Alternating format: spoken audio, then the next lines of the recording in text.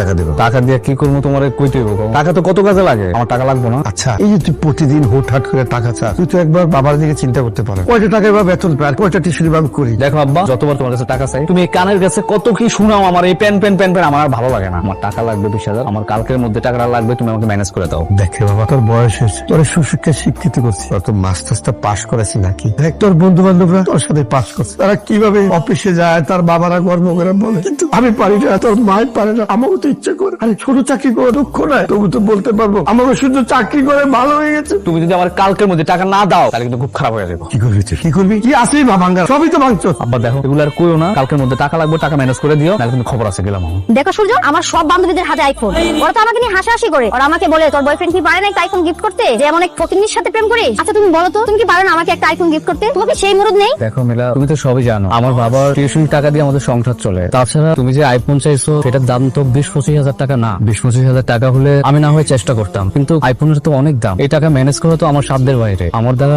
সম্ভব না। দেখো, সবসময় বাবার দুঃখ দিবা না, এই একই কথা শুনতে শুনতে আমার আর ভালো লাগে না। কাল আমার জন্মদিন, কাল যদি তুমি আমাকে আইফোন গিফট করতে না পারো, ব্রেকআপের জন্য রেডি থেকো। মাস্টার সাহেব, এই মাসের টাকাটা দিয়ে দিল। মাস তো এখনো শেষ হয়নি, মাসের আজ 25 তারিখ, এত আগেই বেতন দিয়ে দিলেন। আসলে হয়েছে কি, ও ওর বন্ধুদের সাথে ওর স্কুলের এক ম্যাডামের কাছে পড়তে চাচ্ছে। আচ্ছা, আমার পড়ার কোনো সমস্যা? না না স্যার, আপনার তো কোনো সমস্যা না। বাবা টাকা দাও। কিসের টাকা? বাবা আমি জানি তুমি আজকে বেতন পাইছো, টাকাটা আমার লাগবে, আমাকে টাকাটা দাও। না রে বাবা, এই টাকা দেওয়া যাবে না, এই টাকা দিয়ে আমার বাসা ভাড়া দিতে হবে, তোর মায়ের হার্টের ওষুধ, তার ওষুধ আনতে হবে, 3 মাস ধরে কারেন্ট বিল দেওয়া না, তারা বলছে যদি বিল না দেয় লাইন কেটে দেবে, অতএব এই টাকা আমি তো দিতে পারবে না। দেখো বাবা, মায়ের ওষুধ, খাবার দাবার, বাসা বাড়ি, এগুলো দিয়ে আমার কিচ্ছু হবে না। বিলাকে কালকে যদি আমি গিফট করতে না পারি, তাহলে আমার সম্পর্ক বিচ্ছিন্ন হয়ে যাবে। তুমি কি চাও আমি জীবিত থাকি? আমাকে যদি জীবিত দেখতে চাও, তাহলে টাকা আমাকে দাও। টাকা আমাকে দাও। বাবা শোন, তুই এরকম করতেছিস কেন? টাকা আমাকে দাও, টাকা আমার লাগবে।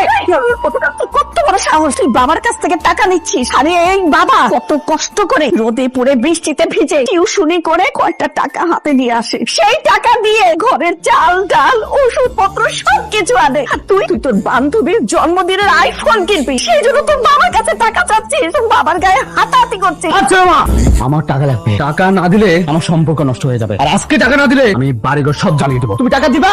কত বড় সাহস, তুই তোর বাবার গায়ে হাত তুলতে চাস? কলিজা ছেড়ে তোকে মানুষ করেছে এই দিন দেখার জন্য, তোর বাবার পকেট কাটতে তোর কি একটু লজ্জা লাগলো না? কিরে মা, এরকম মন খারাপ করে বসে আছিস কেন? শরীর খারাপ করেছে? না বাবা, এমনি। শোন মিলা, তুই তো এখন বড় হয়েছিস, ভালো মন্দ বোঝার ক্ষমতা তোর রয়েছে। হারুন সাহেব আমাকে ফোন করেছিল, তার একটি ছেলে আছে, ও কানাডায় সিটিজেনশিপ, ভালো বিজনেস করে। মিলা, এই যে তোমার গিফট নিয়ে আসছি। তুমি তো আমার কাছে আইফোন চাইছো, আসলে জানোই তো আমার তো আইফোন সাধ্যের বাইরে, আইফোন আমার পক্ষে দেওয়া সম্ভব না। বাবা আমার সাথে ঝগড়া করে যে টাকা পাইছি, সেই টাকা দিয়ে আমার নিজের পছন্দ করে তোমার জন্য মোবাইলটা নিয়ে আসছি। দেখো মডেলটা সুন্দর না? এটা কি, এই সস্তা ফোন দেওয়ার জন্য তুমি আমাকে এই রোদের মধ্যে ডেকেছো? তোর লজ্জা করে না? আমি আইফোন চেয়েছি আর তুমি এই আবর্জনা নিয়ে এসেছো। মিলা, তুমি এটাকে আবর্জনা বলছো? আমি আমার বাবার সবটুকু কেড়ে নিয়ে তোমার